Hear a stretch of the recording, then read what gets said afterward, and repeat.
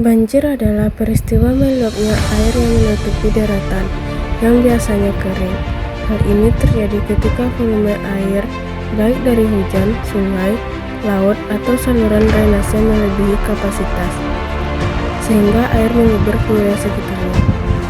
Contohnya yaitu pada bencana banjir yang terjadi di Kota Solo. Banjir ini membawa dampak yang cukup terasa bagi masyarakat. Banyak rumah warga terendam air, bahkan ada yang sampai masuk ke dalam ruangan dan merusak barang-barang seperti kasur, lemari, hingga alat elektronik. Warga yang terdampak harus membersihkan rumah dari lumpur dan sisa genangan air di jalan banjir surut, yang tentu membutuhkan waktu dan tenaga. Tidak hanya rumah warga yang terdampak, fasilitas umum dan yang juga ikut terdampak. Beberapa ruas jalan menjadi rusak dan sulit dilalui karena tergenang air dan tertutup lumpur.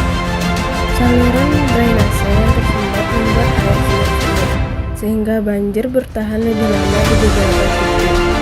Kondisi ini sempat mengganggu aktivitas masyarakat seperti bekerja dan pergi ke sawah.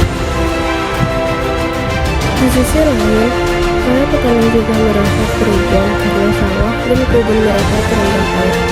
Tanaman yang sudah hampir panjang jadi rusak dan tidak bisa dimanfaatkan lagi.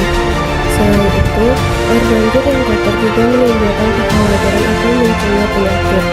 Kejadian ini membuat masyarakat semakin sadar pentingnya menjaga lingkungan agar risiko banjir bisa dikurangi di masa depan. Penyebab utama terjadinya banjir yaitu curah hujan yang sangat tinggi. Hujan deras mengguyur wilayah Sumatera Barat selama beberapa hari sejak 26 November 2025. Dan meluapnya sungai utama, yaitu ada dua sungai di Kota Solo, yaitu Batang Lembang dan Batanggawan, mengalami peningkatan debit air hingga meluap ke permukiman warga, dan banjir kiriman dari daerah lain. Air dari wilayah hulu atau daerah tetangga ikut mengalir ke Kota Solo, sehingga memperparah kondisi banjir yang sudah terjadi. Dan yang keempat, faktor lingkungan. Secara lebih luas, bencana banjir di Sumatera Barat pada akhir November 2025 juga dipengaruhi oleh kerusakan lingkungan di daerah hulu, seperti deforestasi yang membuat air hujan lebih cepat mengalir ke sungai dan menyebabkan banjir besar. Dari bencana banjir tersebut menimbulkan korban yang relevan sedikit, yaitu hanya menyebabkan 1 orang meninggal dan 2 orang luka-luka. Namun, tetap menunjukkan bahwa bencana tersebut cukup berbahaya dan berdampak serius bagi masyarakat.